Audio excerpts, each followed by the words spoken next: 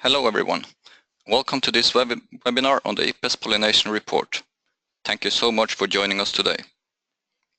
My name is Håkon da Silva Hyldmo and I will guide you through today's session. Today's webinar is the third webinar of the IPBES Webinar Series, delivered to you by the IPBES Task Force and Technical Support Unit on Capacity Building.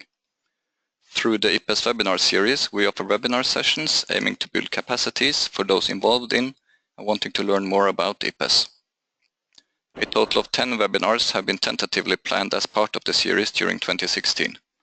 Information about upcoming webinars will be posted on the events calendar on ipbes.net and distributed via email. Recordings of all webinars in the series, this one included, will be posted on www.ipbes.net/webinar, where you can access them freely. In today's webinar, we are partnered by Professor Simon Potts. Simon is the co-chair of the IPBES assessment of pollinators, pollination and fruit production, and we are very happy to have him join us today to present the key findings from the pollination report, as well as the lessons learned from the assessment process. Before moving on to that, I have a few points on housekeeping for today's session.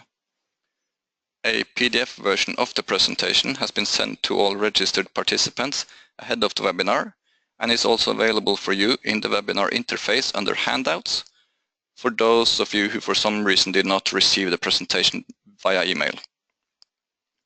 We will not interrupt the presentation for questions, but we will have a facilitated Q&A session in the second half of the webinar. If you have any questions you would like to ask Simon in the Q&A session, you can submit these during the presentation using the toolbar facility in the GoToWebinar interface on your screen. We have, in addition to Simon, been joined by Ms. Hien Ngo, the one-person technical support unit for the pollination assessment.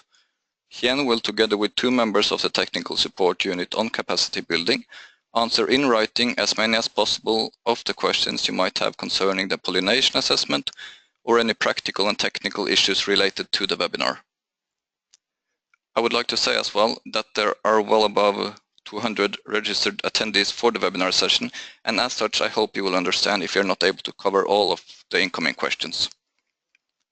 If you after the webinar session have any questions regarding the webinar series or the work of the IPBES Task Force and Technical Support Unit on Capacity Building, please feel free to send us your questions via email to tsu.capacitybuilding@ipbes.net. Once the webinar ends, we hope as well that you will take 30 seconds of your time to answer a survey about the webinar, helping us to continue to improve the webinar series. The survey will pop up on your screen once you exit the webinar. I will now hand over to Simon to begin today's session. Good luck, we're looking forward to your presentation. Thank you very much, Håkon, and a very warm welcome to everybody. Good morning, good afternoon, or good evening, depending on where you are in the world. I was the co-chair of the Pollinator, Pollination and Food Production Assessment, along with my co-chair, Vera Fonseca. And what I'd like to do is to take you through our key findings and give some nice examples along the way of some of the case studies that we used. And also then switch over to give a short second presentation on some of the lessons we learned about the whole process of running an IPBES assessment. So let's start by emphasizing the wonderful diversity of pollinators. There are many tens of thousands of wild pollinators, including some 20,000 species of bees, many flies, wasps, butterflies, moths and other insects, plus about 1,200 species of birds and other vertebrate pollinators. Just a few of these species, maybe around 20, are actively managed, and these are mostly bees. The western and eastern honeybees being the most widespread and probably the best known. Together, these wild and managed pollinators provide many benefits to all people around the planet. The vast majority of cultivated and wild flowering plants benefit from annual pollination. Specifically, 3/4 of leading food crop types and almost 90% of all wildflowers rely at least in part on animal pollination. The extent to which each crop depends on animal pollination varies. with some crops like wheat, rice and cassava being pollinated by the wind or self-pollinating and so do not need animal pollinators. However, other crops such as cocoa, apple, mango are highly dependent on animal pollination, and yet others like soy, coffee and oilseed or canola are moderately dependent. Year on year we grow more food across the planet, and the total amount of crop production needing animal pollination has tripled in the last half century. This map for 2012 illustrates how the benefits of animal pollination to commercial agriculture vary greatly between countries, with those countries with the warmer colours, the reds and oranges, being more dependent, and those in the paler colours being less dependent. The global market value linked to pollinators is between 235 and 577 billion US dollars each year. Now this value varies greatly between national economies, and we can see from this map there are definite hotspots in Southeast Asia, in India, the Middle East, also the Mediterranean, and parts of North and South America, as well as West Africa.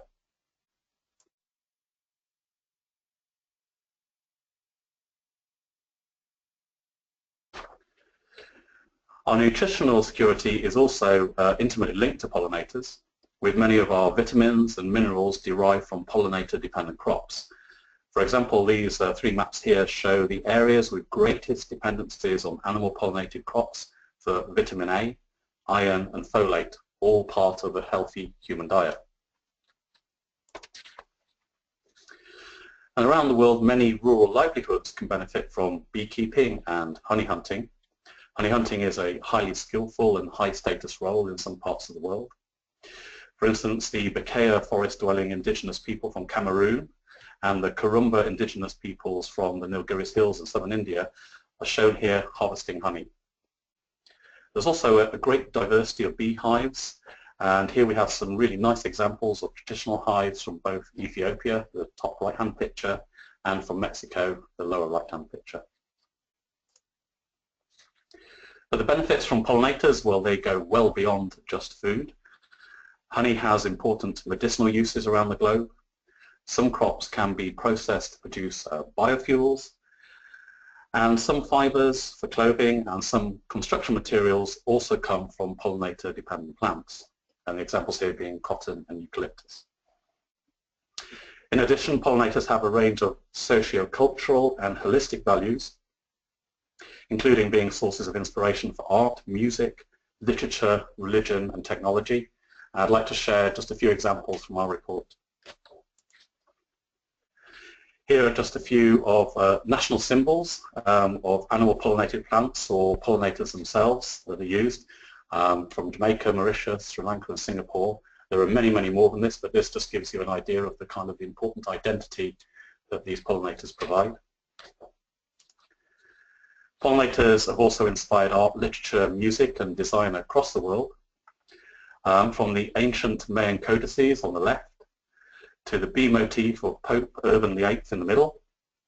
And this plate on the right is celebrating pollinators, and this is from the Malaysian Islamic Art Museum.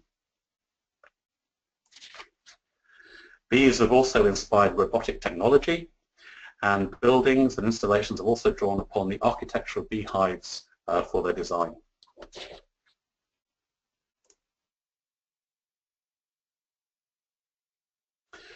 Pollinators also have an important spiritual significance. In many indigenous and local knowledge systems, such as the bee and butterfly spirits shown here in the Guna Mola, and we would like to acknowledge and thank the Guna people who hosted our global dialogue on indigenous and local pollinators, and who kindly gave us permission to show this wonderful image. And overall, the benefits from pollinators are clear. They're very diverse. But what are the status and trends of both managed and wild pollinators? Let's look at this now. The global number of Western honeybee hives has almost doubled over the last 50 years. However, patterns differ greatly between countries, and some examples here. Some have an increase, but others have severe declines reported, specifically in parts of Europe and also North America. The trends for wild insect pollinators have been more difficult to assess because there are relatively few global and national databases like those that we have for managed honeybees. However, we do have a suite of high-quality studies that have let us draw some broad conclusions. Some species of wild bees, hoverflies and butterflies have shown declines in diversity and declines in their ranges in parts of Europe and North America. And using internationally accepted IUCN assessment criteria, there are some national red lists for bees which often have more than 40% of their species as listed as threatened. There's only one continental assessment being undertaken, and this is for bees in Europe. And we found that about 9% of them are threatened, though for the bees, more than half of the species had insufficient data to allow them to be assessed properly, which indicates that actually this 9% is probably a conservative estimate and the numbers are much higher. Thinking about the rest of the world, well, there's unfortunately a severe lack of data for most of the regions of the world, so we cannot draw any broad conclusions. However, there are certainly some reports of kind of local losses of pollinators, and we would expect there to be other losses as well, because many of the drivers that we know cause pollinator losses are also prevalent in other parts of the world. We do have a very good quality global overview of the status of vertebrate pollinators. And these are mainly some bird and bat species. And again, the IUCN found that more than 16% of vertebrate pollinators are threatened. And this proportion increases to about 30% for island species. So now to the causes of decline. And there are several threats that we documented. We critically evaluated the evidence for each of these. And the key ones are land use change, intensive agricultural management, pesticides, genetically modified crops, pathogens and pests, climate change, invasive alien species, and also their interactions.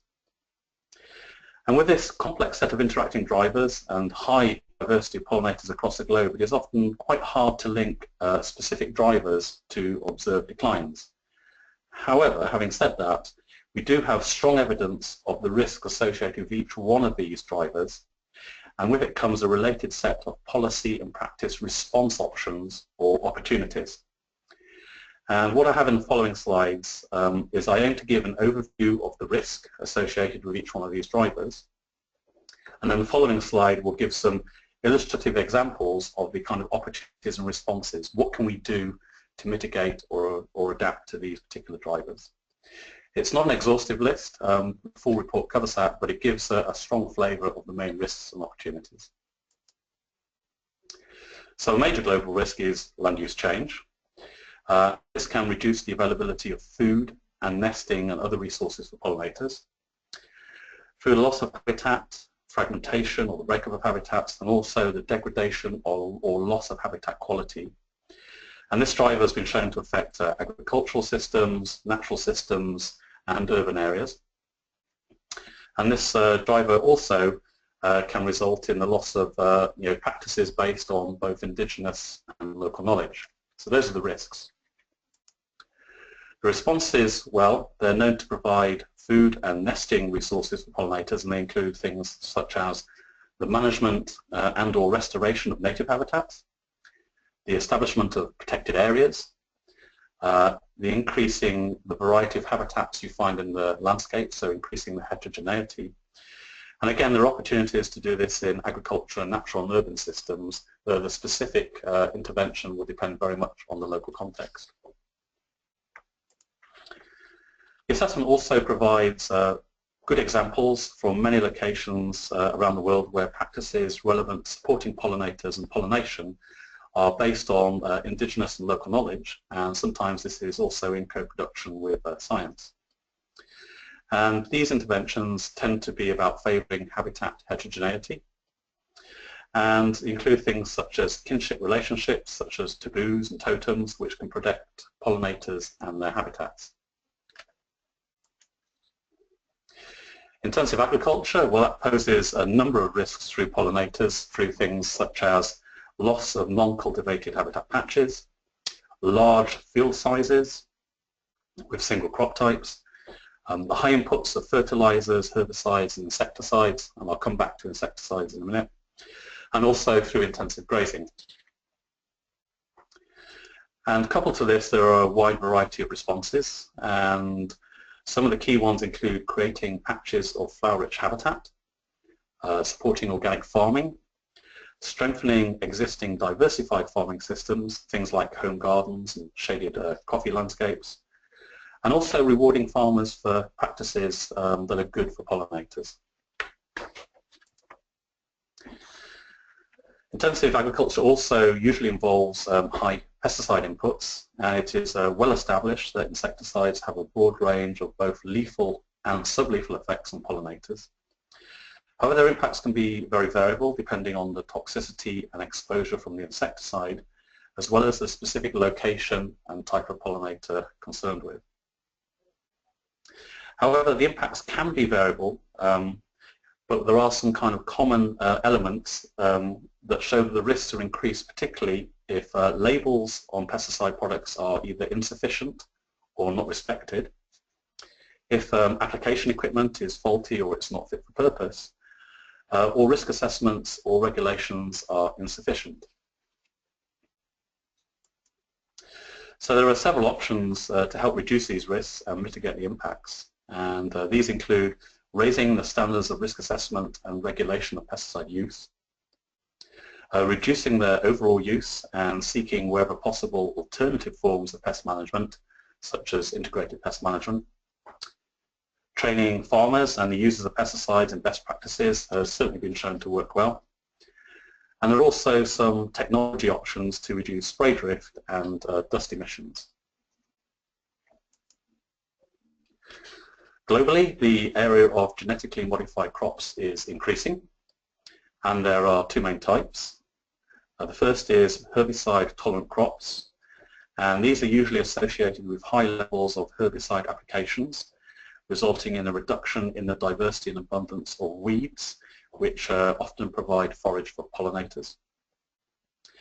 And the other type of GM crop is insect resistant, and while direct lethal effects on bees are not reported, actually we know very little about whether they have sublethal effects on non-target organisms such as pollinators. Possible responses, well, they include raising the standards of risk assessment for approval of GM crops, such as specifically considering a range of pollinator species, which they don't currently do. And also there is a need to quantify the indirect and sublethal effects of these GM crops on pollinators, as well as looking at the direct impacts. Move on to pathogens and pests, and these pose a wide range of threats to pollinators. And they include things such as viral, fungal and bacterial diseases, as well as some predators, and this slide just gives some examples. A major threat to honeybees is varroa mites and their associated viruses. Some aspects of the trade, mass breeding and transport of commercial bees can increase the risks posed by these pathogens, such as increasing their spread both within and between managed species and to wild species. And the movement of managed pollinators can also increase the risks of invasions, which can result in local declines of wild pollinators. And the opportunities to reduce the risk from pathogens are centered around improving bee husbandry, to allow better detection and management of diseases, and also through breeding programs to develop more disease-resistant bees, either using traditional breeding or modern genetic methods. Another opportunity is to strengthen the regulations on the trade, mass breeding and movement of managed pollinators to reduce the risks of pathogen spread. However, these regulations still need to recognize the importance of moving pollinators to help support crop pollination in many parts of the world. Climate change. So, like the recent IPBES reports, our assessment also identified a number of risks associated with climate change. For some species of pollinators, such as bumblebees and butterflies, climate change has already resulted in and is also projected to continue to change the ranges, alter the abundances, shift the seasonal activity patterns of various pollinators, and all of which may potentially also disrupt future crop pollination. And despite many pollinator species being quite mobile, climate shifts across the landscape may often exceed their dispersal abilities. There are certainly opportunities to reduce risks associated with climate change, though largely these remain untested to date. But potential options include creating or restoring pollinator habitats to provide refuges and better connected habitats. And for farms, increasing the diversity of crops could help ensure production is stabilized by increasing the chances of having the right pollinators available for the crops being grown. And finally, there are risks associated with invasive alien species. Their impacts are most often negative, but not always, and they may be either neutral or positive under some specific conditions. And invasive is quite a broad term, and it includes invasive plants, which may compete with native plants for pollination, invasive pollinators, which may compete with native pollinators for forage resources, and invasive predators such as the Asian hornet in Europe, which preys on honeybees. And there are also invasive diseases. Here's an example of the global introductions of European bumblebees for pollination of crops. And in this case, the red arrows show some of the routes of the introduction for Bombus terrestris. And you can see they moved all over the world. And in South America, for instance, the arrival of Bombus terrestris has been associated with local declines of a native bumblebee, Bombus dalbomii. And the main opportunity to manage risks from invasive species is through policies to prevent new invasions, as history shows us that the eradication is often extremely difficult once an invasive has been established. So that brings me to the end of the main findings, and to finish I'd just like to show you our 4 overarching findings from the assessment. First, there are well-documented declines in some wild and some managed pollinators in some parts of the world. Second, both groups provide society with a broad range of benefits, contributing to a good quality of life. Third, there are multiple threats, some of which may interact. And finally, science together with Indigenous and local knowledge provides many response options and opportunities to safeguard pollinators and pollination. And I'll finish that part of the talk here. This is the amazing team of people that came together, a set of experts to write the report. So we will have questions and answers after the next short presentation, and I would like to move straight on to that now. We're going to look at briefly a little bit how the report was actually generated and the kind of reviews it went through, and just some lessons learned from our perspective in terms of what we could do in future assessments. So our starting point, well, we had a scoping document, about a 1 page of text generated by the MEP and Bureau, and we had a pool of nominated experts that came from governments around the world, nominated people. And we also had a pool of more than 250,000 scientific papers, reports and books on pollinators. So the question is, how do you go from that to a comprehensive and credible report? Well, the first step was to select what we called coordinating lead authors. So these are the champions of the individual chapters, and we then mapped their expertise onto different chapters. So we had a need for natural scientists, economic scientists, social scientists, and experts in Indigenous and local knowledge. And it's clearly very important to not only have the expertise, but to have a really good regional balance. So we wanted to make sure that all areas of the world were represented to make sure we captured the broadest range of knowledge. And then with these coordinating lead authors, we then selected the remainder of the authorship team, and again with the aim to have a really good regional balance. This is the expert team at the first meeting, and altogether we had 111 experts from all regions. There were the 2 chairs, myself and Vera Fonseca from Brazil. 19 coordinating lead authors, 42 authors, and also a category called contributing authors, because sometimes we identified small gaps where we really need to bring in a global expert or a regional expert to help us provide some text which we could use. We also had some review editors, and I'll come back to their role in a minute. And we also had a fantastic technical support coordinator who helped keep the whole process very well organized.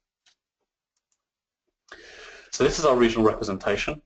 I think the Americas and Europe were particularly well represented. I think we did a pretty good job also for Africa and Asia.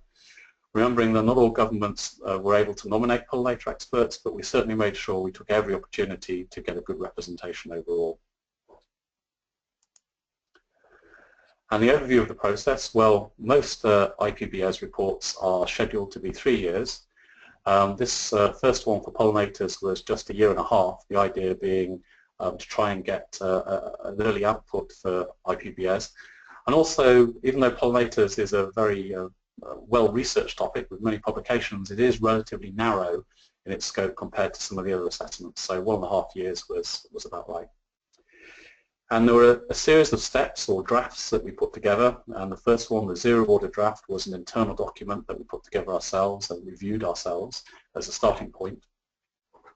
This was then used to produce a first order draft that then went out to consultation with many hundreds of experts, then reviewed it and provided feedback. I think we had something like 5,000 individual comments, so a very rigorous set of comments there.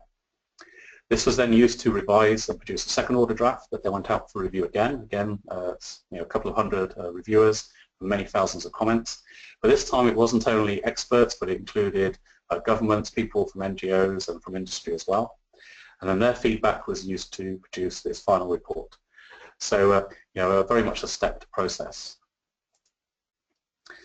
And the final products that we have, so there is what we're referring to as a technical report. So this was the main assessment report with 6 chapters covering the information I gave in the first presentation. Each chapter has an executive summary, so if you want to just get a quick insight onto the main issues. And the total document, as it stands, is 836 pages. And this is going to be published chapter by chapter on the IPBES website, so you'll be able to get access to that. The other key output was the so-called summary for policymakers. So that was basically using the underpinning assessment report to draw out the absolutely essential points. So these were 23 key messages and 10 pages of supporting text to help put them into context. And this has been translated into the 6 UN languages and is already available now as an advanced copy on the website. So going back to the process, so our first author meeting was in Bonn in Germany, and this is where we took the scoping document, and based on that we created a kind of a structure, like the main headings in the chapters, kind of a plan for writing. And we then selected our review editors, who their job is to make sure that every single comment we received was handled transparently, openly and fairly. So they were kind of an independent check that we were taking seriously and responding to fully all the comments we received. Our next meeting was in Belem in Brazil, and this is when we worked on a specific set of comments and developed our summary for policymakers, which had to trace perfectly back onto the main assessment report, so everything has to support each other. And after this meeting we wrote our second order draft, and then that went out for further reviews by academics, industry, policy people and so on. We then had our third author meeting in Rome, in an amazing venue there. All these faces are still smiling despite 1.5 years of extremely hard work, which is great. At that meeting we handled our next 4,000 comments. We wrote the final draft of the report and revised our summary for policymakers. We also planned in detail the graphics, and this summary for policymakers then went out for final review by governments. And the very final step was we met in Kuala Lumpur in February this year, and we went through this summary for policymakers, not paragraph by paragraph or line by line, but word by word. So we need to make sure that what we had written was fully in agreement with the government. So there was a couple of hundred government individuals represented there, and we made sure that the text was acceptable to both the policy and the scientific community. So it was a real genuine piece of co-production. So the final product comes from both policy and science.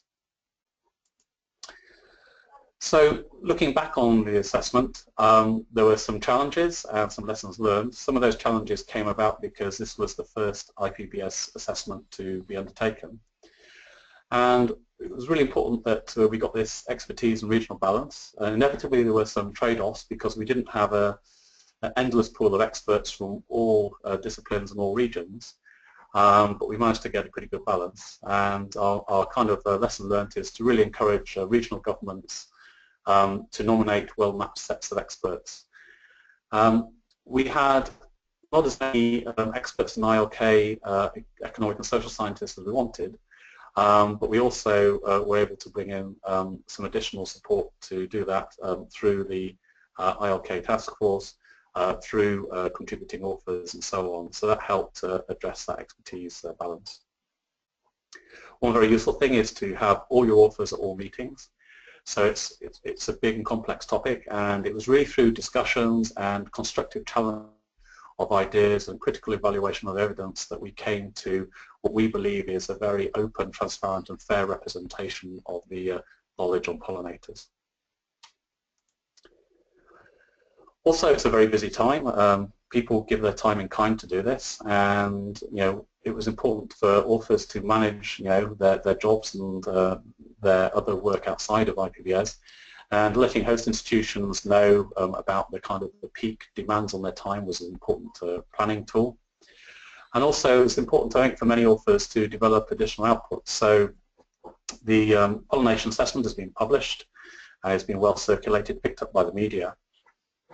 But also we've had invitations from many journals, including Nature and Science, to produce articles based on the assessment report. And many of the chapters are also being developed as publications in the mainstream scientific literature in parallel to being published as an IPBES product. We also had a very good mix of experts, and within our total authorship team we also had a couple of people representing the agrochemical industry. And they were selected primarily as being independent scientists. They had good track records of publication and good knowledge. But we had some criticism from the media that there was a potential bias there. And I think this is quite unfair because these individuals were selected on their individual merits. We had multiple checks and balances in place, so everything was openly reviewed multiple times. All the review comments were responded to transparently. And the way the whole of IPBES operates, it would be impossible for any individual to influence the content of the report. I mean, that's an absolute cornerstone of the whole process. So I think it's very important to have a wide range of views, so to have conservation biologists, to have agrochemical industry, to have NGOs and so on, give the different perspectives, because many of the areas are contentious and we need to understand the evidence from the different views, from different perspectives. Overall, the media, I think, retracted this accusation of bias, and I think, that's rightly so, because everything was in place to make sure that didn't happen. And the final lesson learned, I would say, is that, for the pollination assessment, we had to develop some general guidelines for ourselves because we were the first assessment, and it shouldn't be an issue for future ones. But along the way, we developed a framework for being able to allocate confidence levels to types of evidence. So how much evidence and how high quality is the evidence supporting a particular statement, and is there a consensus that everybody agrees, or are there two or more opposing views, i.e. it's unresolved. So we had a robust framework to be able to assign confidence to all the statements in our key messages. So again, that was an important part of the process. So I'm going to close there. I'm going to say that for myself it was a very positive, it was a challenging process. I think the products are having a major impact. We have a very good international and national uptake of the report. The media has run many thousands of articles on it. I think now the report is actually now starting to stimulate a lot of action on the ground. So on that, I would like to close. Thank you very much for your kind attention. It's been a real pleasure to be able to share our findings with you. And I will hand back over to our coordinator now. Thank you. Thank you very much, Simon. It was a very interesting presentation. We've received a lot of questions for you, so I think we'll just jump right in. One of the first one that we received asks, what is the best way to engage other sectors in this matter? And in the asker's case, it would be the Ministry of Agriculture, but I think you can also elaborate perhaps on other sectors as well.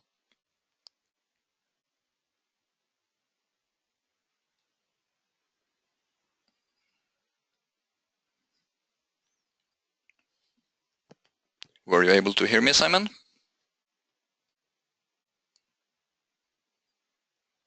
Hello, you can hear me? Yes. Okay, so that's a very good question because the report is just a report. So the key thing is how do we influence behaviours using that evidence in the report? Well, to start with, the SPM Summary for Policymakers was approved by all 124 members, government members, and they agreed and approved with the key messages. So that's a very powerful starting point. And there's a range of activities that have really been proven to be quite effective for various experts in using the report to engage with different sectors. So thinking about governments, well, there's ways to do that directly, meeting with ministers and advisors to look specifically for how local and national policy opportunities can be developed based on the report. People have done things like produced a policy briefing with a specific set of recommendations based on the report. I should just underline here that the report was policy relevant, but at no point did we give any specific recommendations. So this is a cornerstone of IPBES. We're policy relevant, but in no case do we ever make specific recommendations. That's for other groups to do. Also, it's been very effective has been working with NGOs and practitioners, people like farmers or members of the agri-food industry, who have strong influence on governments. And working with them, talking about how the evidence can help them on the ground, and they can then also make policy people aware of their needs as well. That can be quite effective. As a general rule, really emphasising the benefits and opportunities. What the report says, what can be improved, how can we protect the benefits we receive from pollinators, and offering solutions rather than just focusing on the negative kind of doom and gloom aspects. We found the positives and what can we do to help was a very good way forward. As is using some of the economic arguments, that can be very powerful as well. So this question referred to the Ministry of Agriculture. So in this case, talking nationally about the contribution of crop pollination to GDP, what are the major industries, things like food production that depend on the contribution of pollinators. Discussing those things can be quite a powerful way to engage people to understand how much it affects them. And also holding events for stakeholders to look at the evidence and ask the question, well, what can we do locally and nationally to respond to this opportunity? So that's some ideas on how you can engage. Thank you for that, Simon. A second question asks, how can policymakers get the political options and measurements fitting to their regional needs, suggesting perhaps that the SPM might be too universal for policymakers within countries or regions? That's a good point. So we undertook a global assessment, but many of the actions need to be locally tailored or locally targeted. And the SPM was intentionally very short and very punchy because these were the kind of big high-level messages. But if you go to the underlying technical report, there is much more detail in there and some really good examples of kind of local actions and local activities that will be much more relevant. So that's a good source. And many of the general principles we identified in our assessment, things like habitat creation, reduction in pesticide use, really you need to look at the local systems and see how those could fit in. So the general principles, we've shown evidence that they work, but the exact principles need some kind of local input to interpret them. And in some cases we have examples in the report, but in other cases it will be a case of looking at what opportunities are already there. And a good way of doing that is working with farmers and NGOs and decision makers and working together to look at what those opportunities might be. So I think the SPM has a critical role as being a global umbrella, but under that we do need these kind of local interpretation, and we can do some of it in the report, but also I think it goes to as people in the national countries and local regions have to then sort of pick up the evidence and see how they can adapt it. Okay, thank you. We have then two linked questions. The first one asking, are there regulations to restrict GMO crops in pollinator-rich or sensitive areas? And the second one, if GMOs are a threat to pollinators as pesticides, has it been proposed to reduce their usage and cropping worldwide? Okay, so taking those two questions. So currently risk assessments around GMO crops very rarely take into account pollinators as looking at an impact on them. And that's something that actually the Convention on Biological Diversity has picked up on from our report and has put some specific recommendations together, which will be discussed at the Conference of Parties this December. So that would be a very positive move to specifically consider pollinators in GM crop assessment. The evidence of impacts on pollinators are somewhat indirect. So going back to the herbicide tolerant crops, that we know that the increased use of herbicides with those certainly removes many of the flower resources, the kind of the weeds that you get in and around crops. And we know that there are fewer flowers and less pollinator food, but there are very few studies actually shown that that has a negative effect on pollinators themselves, although basic ecological theory would indicate that that should be the case. In terms of the other group of crops, the insect resistant, well, there is the concomitant to have reduced levels of pesticide use there, which may potentially even be beneficial for pollinators. But again, that remains untested, and so it's hard to say which way that would go. And the other component is that we need to know more about the sublethal effects of GMO pollen and GMO nectar on pollinators. So that's a genuine research gap that we've identified, and it would help to have more information on that to be able to support whether we need to have policies or extended risk assessments to help potentially reduce any negative impacts. But I think first we need to bridge this knowledge gap before we can go further in terms of risk assessment and regulation. Okay, thank you for that, Simon. So to the next question, how do you see the legislation on invasive species should evolve to adapt to climate change? So that's a very broad question that goes well beyond pollinators.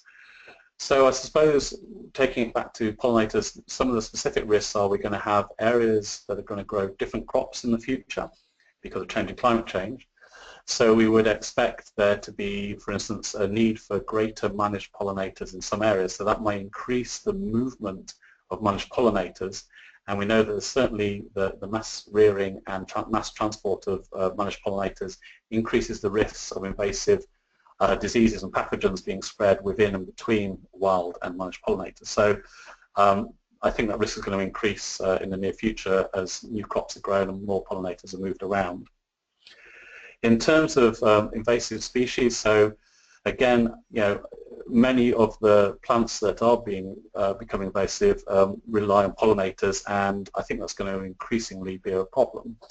And also with increasing transport, moving pollinators around. So I think the issues around pollination are specific, but they also fit into the general framework of increased risk under climate change for invasives, both the pollinators, the diseases, and the plants altogether. Okay, thank you. And then we have a next question that asks whether you could elaborate on the issue of biodiversity versus development in least developed countries. Yeah, that's a very good question.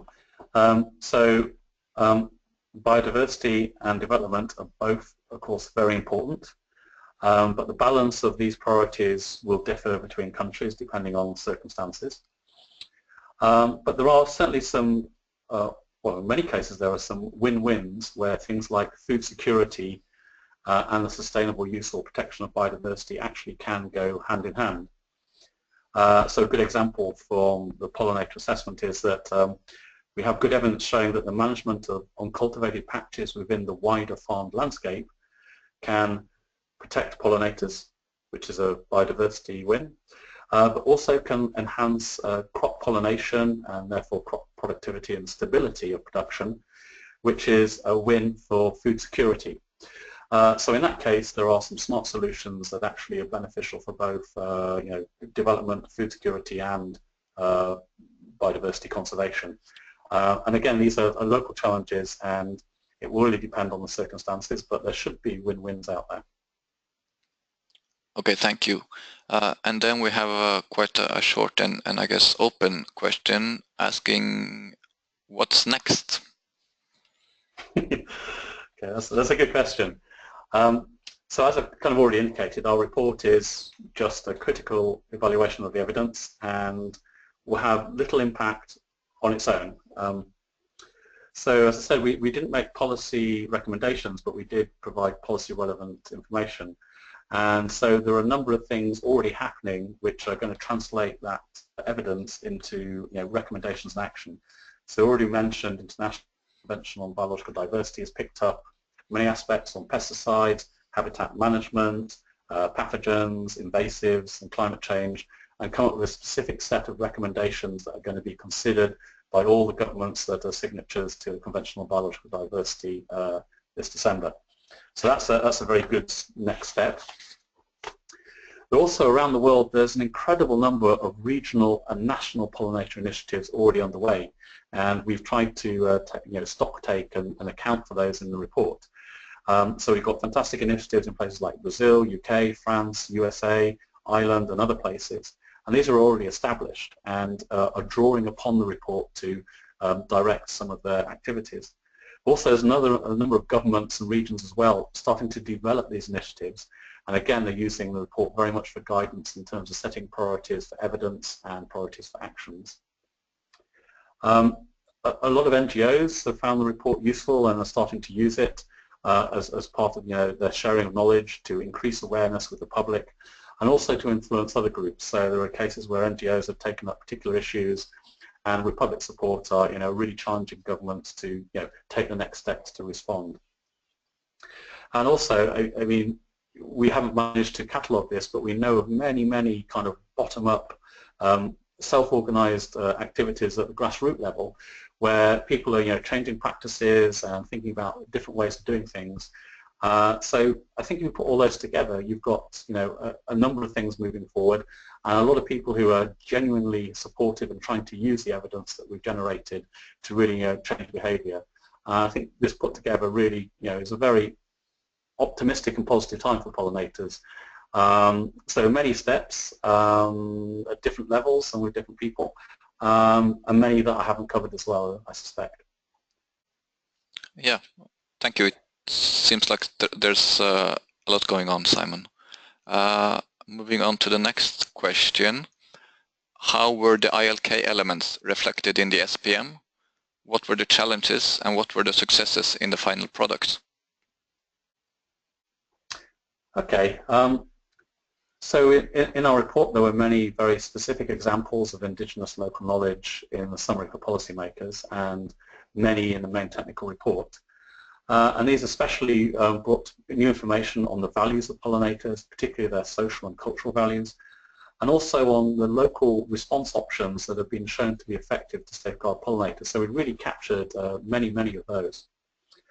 An important message running throughout is that Indigenous and local knowledge and Western science should be seen as something that can very much align and work together to produce solutions. And that was a very interesting finding, that actually these sort of independent perspectives were coming up with similar kind of approaches to conserve pollinators and also to use them sustainably. So that was a very important part of the report. We had some Indigenous and local knowledge experts and actual knowledge holders within our expert team, but we did need to supplement this by reaching out to find other contributing authors who could bring further knowledge. And we also work very closely with the Indigenous and Local Knowledge Task Force and Technical Support Unit within IPBES to host an ILK dialogue workshop specifically on pollination. And this was a really important contribution, in fact a very unique thing. It's been published independently, and it brought together lots of Indigenous knowledge holders who then shared very interesting information that was not captured or hardly captured at all in the mainstream literature.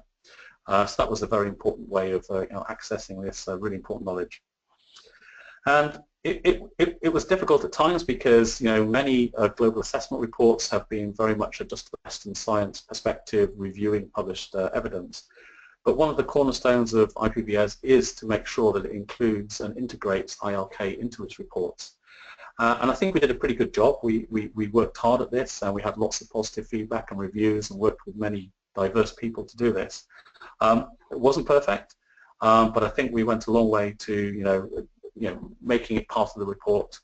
And I think as future reports of IPBES go forward, there will be lots of chances to do it well and even improve on it. And certainly, if I look at many of the other global reports in different areas, they've really struggled to capture that ILK element, and I think we've done a pretty good job.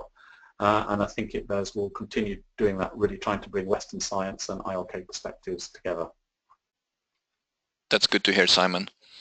And then the next question asks, should we be specific about habitat protection for a species breed to preserve biodiversity, or concentrate on sanctuary? Yeah, that's a good question, and that can sometimes be conflict. It depends on your priorities. If you're trying to protect a common species that is a very good crop pollinator, or maybe a much rarer species that has an inherent conservation value, there might be quite different approaches there. So for instance, if you focus on food security, then general habitat provision or management can support crop pollinators, and these tend to be the most common and abundant species in the system.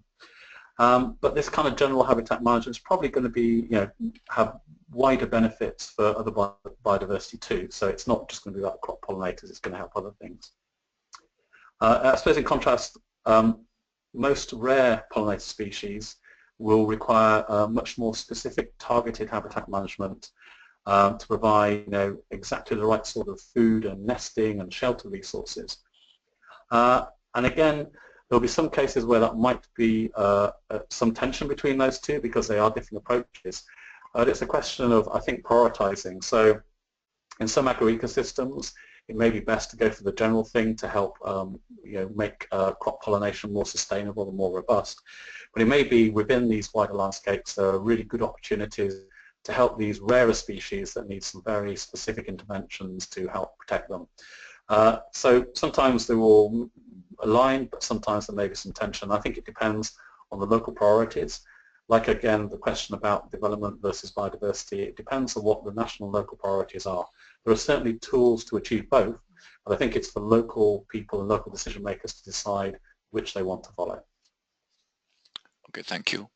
And then we have a question asking or saying, the IPBES conceptual framework includes nature's intrinsic value.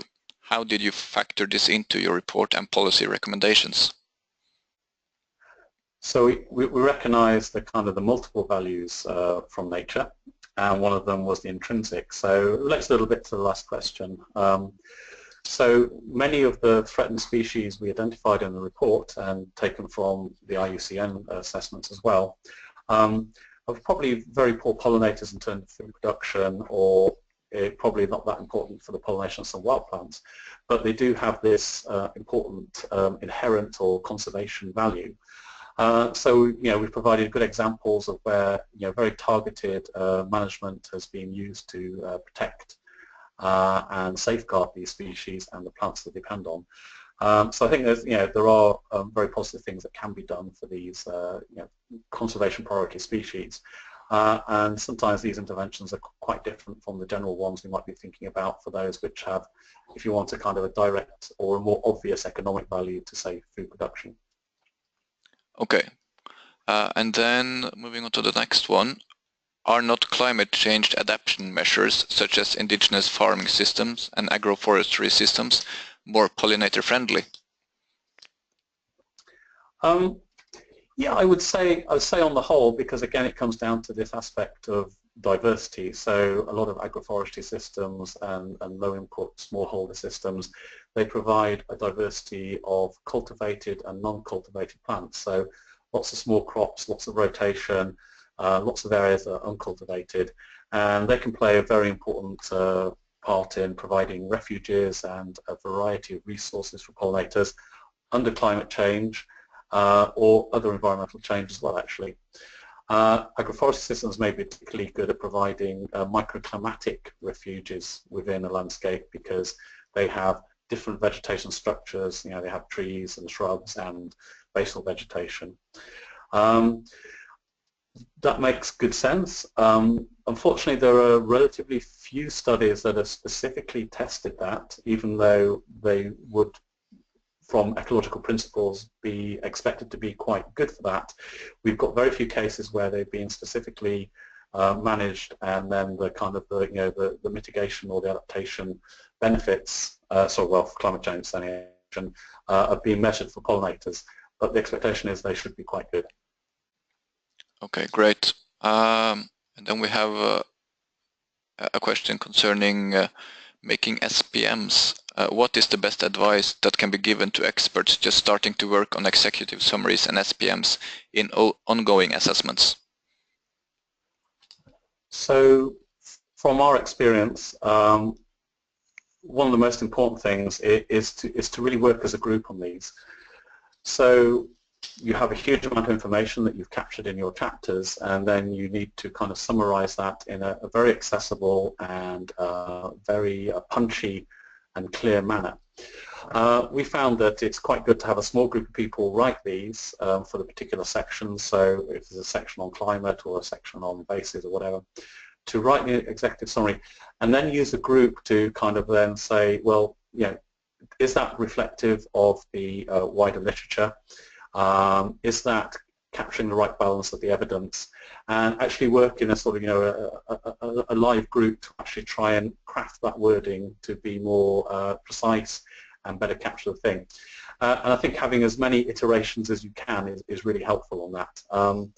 It's quite a difficult thing to do, to go from a big chapter to an executive summary, and even trickier to go from a set of executive summaries to a summary for policymakers.